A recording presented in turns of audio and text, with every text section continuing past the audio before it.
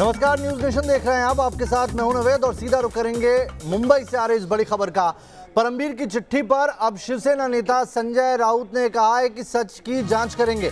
इस तरह के आरोप दुर्भाग्यपूर्ण है। संजय राउत ने यह भी कहा, आपको बता दें कि संजय राउत से जब सवाल किए गए परमबीर सिंह की चिट्ठी को लेकर, तब उन्होंने ये बात कही है, पवार सही समय पर सही निर्णय लेंगे। आइए सुनाते हैं आपको क्या कहा उन्होंने। आणि त्या पत्रात दिलेल्या गोष्टी या संदर्भात तपास करावा असं स्वतः गृहमंत्री अनिल देशमुख यांनी सांगितलेलं आहे। ते स्वतः गृहमंत्री आहेत, आतापर्यंत या राज्याची तपास यंत्रणेचे प्रमुख आहेत ते, पण त्यांनी ही जबाबदारी मुख्यमंत्र्यांवर सोपवलेली आहे।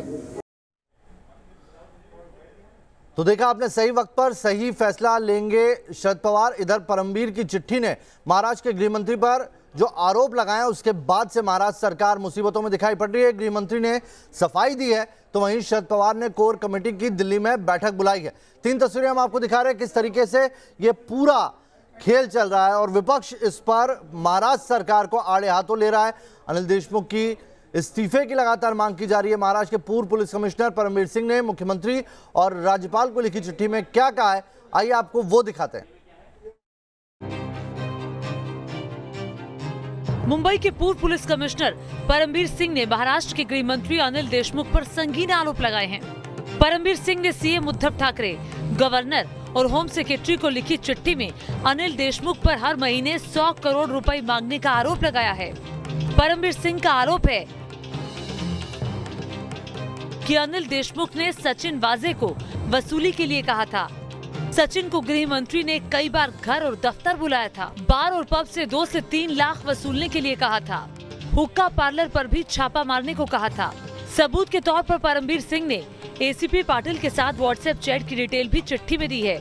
16 मार्च को शाम 4:59 पर चैट में परमबीर सिंह ने कहा, पाटिल, जब तुम एचएम सर और पलांडे से फरवरी में मिले तो उन्होंने तुम्हें कितनी बार और दूसरे ठिकानों के बारे में बताया और उन्होंने कितनी वसूली के बारे में तुम्हें बताया। शाम 5 बजे परमबीर सिंह ने फिर कहा, अर्जेंट प्लीज।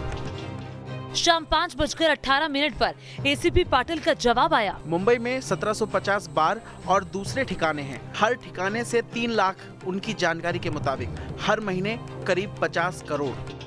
शाम 5:23 पर एसीपी पाटिल ने लिखा, मिस्टर पलांडे ने ये बात 4 मार्च को ईडी के डीसीपी भुजबल के सामने रखी। शाम 5:25 पर परमबीर सिंह ने पूछा, और उससे पहले तुम एचएम सर से कब मिले? शाम 5:26 पर एसीपी पाटिल का जवाब आया। हुक्का ब्रीफिंग से 4 दिन पहले। 1 मिनट बाद परमबीर सिंह ने पूछा, और एचएम सर से वाजे की मीटिंग की तारीख क्या है? शाम 5:26 पर एसीपी पाटिल ने कहा, सर एग्जैक्ट डेट तो याद नहीं है।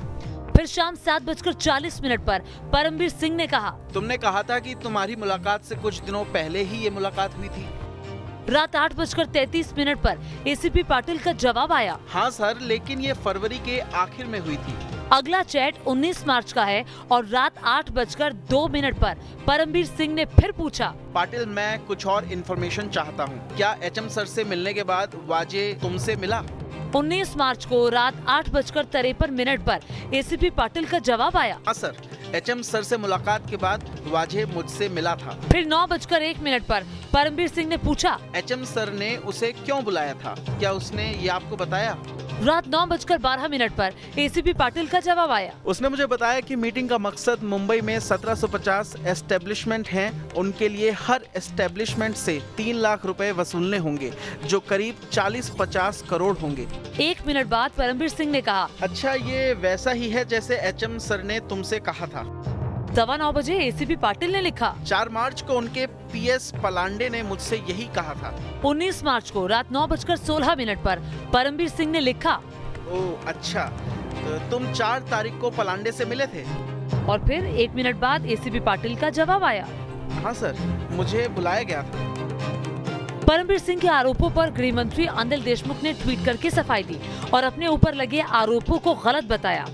अनिल देशमुख ने ट्विटर पर कहा, पूर्व पुलिस कमिश्नर परमवीर सिंह ने खुद को बचाने के लिए झूठे आरोप लगाए हैं। अब तक की जांच में मुकेश अंबानी और मनसुख हिरेन केस में सचिन वांझे की संलिप्तता साफ होती जा रही है और इसके तार परमवीर सिंह की तरफ भी जा रहे हैं। जैसे ही ये मामला सामने आया, वैसे ही बीजेपी ने अनिल देशमुख से इस्तीफे की मांग कर दी। मुंबई के पूर्व पुलिस कमिश्नर और सर्विंग डीजी श्री परमवीर सिंह, इन्होंने पत्र के माध्यम से जो आरोप लगाए हैं वो अत्यंत गंभीर है।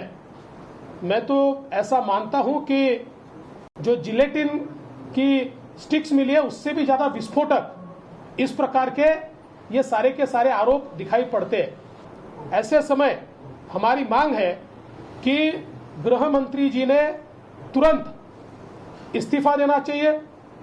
वो नहीं देते तो उनको मुख्यमंत्री जी ने हटाना चाहिए और इसकी निष्पक्ष जांच होनी चाहिए। असिस्टेंट पुलिस इंस्पेक्टर सचिन वाजे की गिरफ्तारी के बाद परमवीर सिंह को 17 मार्च को मुंबई पुलिस कमिश्नर के पद से हटा दिया गया था। मुंबई से विकास श्रीवास्तव के साथ टीम न्यूज नेशन। और विकास, इस खबर पर हमारे साथ ज्यादा जानकारी के साथ जुड़ गए हैं। विकास, इस मामले में अभी ताजा अपडेट क्या मिल रहा है?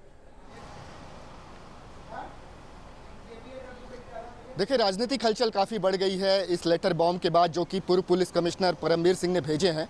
और हमें ये जानकारी मिली है कि एनसीपी प्रमुख शरद पवार ने एक बैठक बुलाई है दिल्ली में, जिसमें एनसीपी के कुछ कद्दावर नेताओं को बुलाया है, 2 मंत्रियों को बुलाया है, जिसमें अजीत पवार और जयंत पाटिल का नाम शामिल है। हमें ये बताया गया है कि इस मीटिंग में ये चर्चा हो सकती है कि क्या गृह मंत्री बदले जाने की स्थिति आ चुकी है, क्योंकि गृह मंत्री पर बहुत ही गंभीर आरोप पूर्व पुलिस कमिश्नर परमवीर सिंह ने लगाए हैं।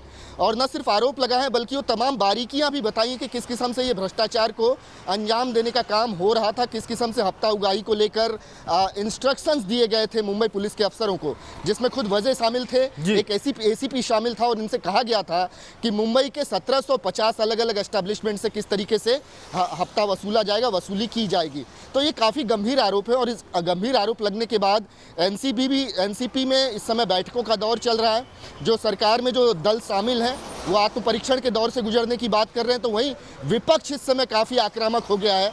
वो गृह मंत्री अनिल देशमुख के इस्तीफे की लगातार मांग कर रहा है और कुछ तो ये भी मांग कर रहे हैं कि इस समय गृह मंत्री पर कार्रवाई होनी चाहिए, उनका और वजह का नार्को एनालिसिस टेस्ट कराया जाना चाहिए ताकि सच्चाई सामने आ सके। जी नवेद, बहुत बहुत शुक्रिया आपका विकास।